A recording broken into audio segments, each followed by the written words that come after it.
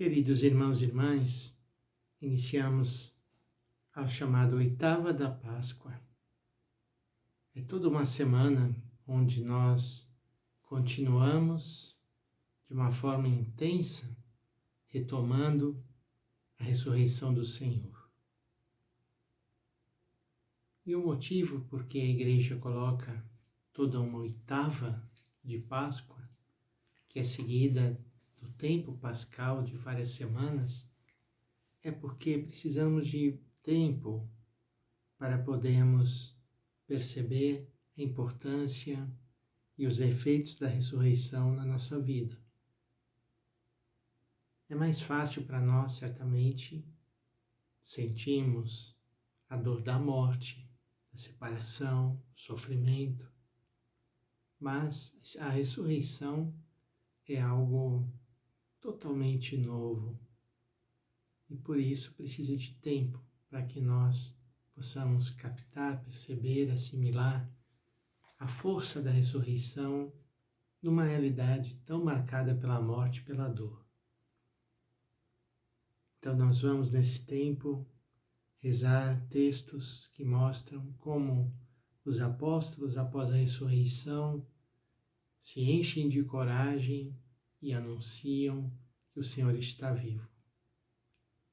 E nos evangelhos vamos encontrar com as pessoas queridas por Jesus, a quem ele se faz ver ressuscitado para trazer consolação.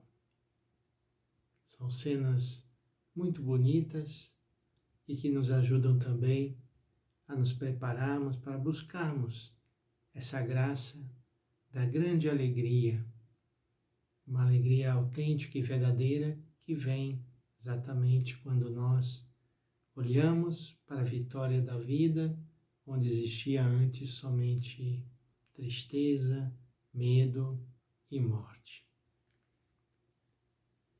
A primeira leitura dessa segunda-feira, da oitava de Páscoa, é tirada do livro dos Atos dos Apóstolos, capítulo 2, de 22 a 32. É um dos discursos de Pedro. Nesses discursos, Pedro sempre, numa primeira parte, relembra fatos e acontecimentos importantes da vida do Senhor.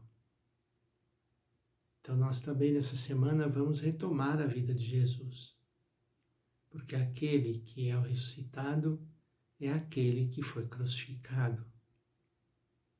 Então nós vamos vendo como em toda a vida de Jesus, ele foi dando vida, foi anunciando esperança e levando as pessoas ao encontro com Deus. Por isso, o Senhor o ressuscitou da morte. Porque não era possível que ela o dominasse. E na leitura dos Atos dos Apóstolos, Pedro retoma Davi e diz que a Davi foi revelado essa vitória que iria acontecer em Cristo. Alegrou-se o meu coração, exaltou a minha língua, e até minha carne repousará na esperança. Não deixarás minha alma na região dos mortos, nem permitirás que teu santo experimente a corrupção. Deste-me a conhecer os caminhos da vida, e a tua presença me encherá de alegria. E assim será nesses dias que estaremos curtindo essa presença do Senhor ressuscitado na nossa experiência. Ele não foi abandonado na região dos mortos, e sua carne não conheceu a corrupção. Deus ressuscitou este mesmo Jesus, e disto todos nós somos testemunhas. Vamos agradecer ao Senhor por nós também sermos testemunhas desta vida que nasce da morte. E o Evangelho nos coloca diante das mulheres novamente, essas testemunhas da ressurreição do Senhor e que são a expressão de um amor imenso por Jesus. Por isso, elas cuidam, elas vão ao sepulcro, elas choram, elas esperam, porque muito amam.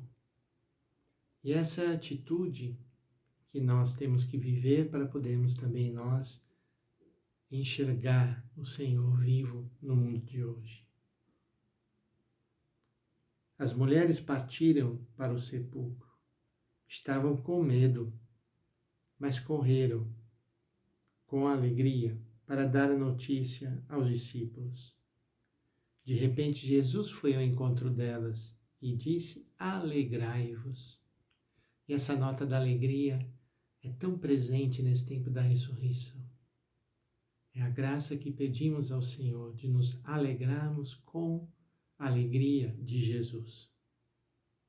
As mulheres aproximaram-se e prostraram-se diante de Jesus, abraçando seus pés, e ele disse a elas: não tenhais medo. É outra palavra que volta. Não tenhamos medo da morte, porque o Senhor venceu a morte.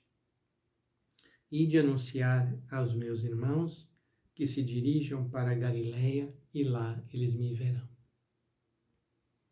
Aqui muito mais do que um lugar geográfico, a intenção é dizer que é na vida, no dia a dia, é que nós vamos buscar e encontrar o Senhor vivo. A Galileia é onde tudo começou. A Galileia é a origem, é onde eles vivem, da onde eles tiram seu sustento. É aí que vão se dirigir para encontrar o Senhor. Vamos pedir nessa segunda-feira, iniciando essa semana, voltando aos trabalhos, aqueles que podem, em meio a essa pandemia, pedir que o Senhor nos dê a graça de vivermos essa oitava da ressurreição com essa sintonia naquilo que de vida nós podemos perceber em meio a tanta morte. E que nós sejamos também esses consoladores, esses que vão ao encontro dos que têm medo, dos que se encontram desanimados, para encher esta semana de esperança. Que o Senhor nos abençoe, em nome do Pai, e do Filho, e do Espírito Santo. Amém.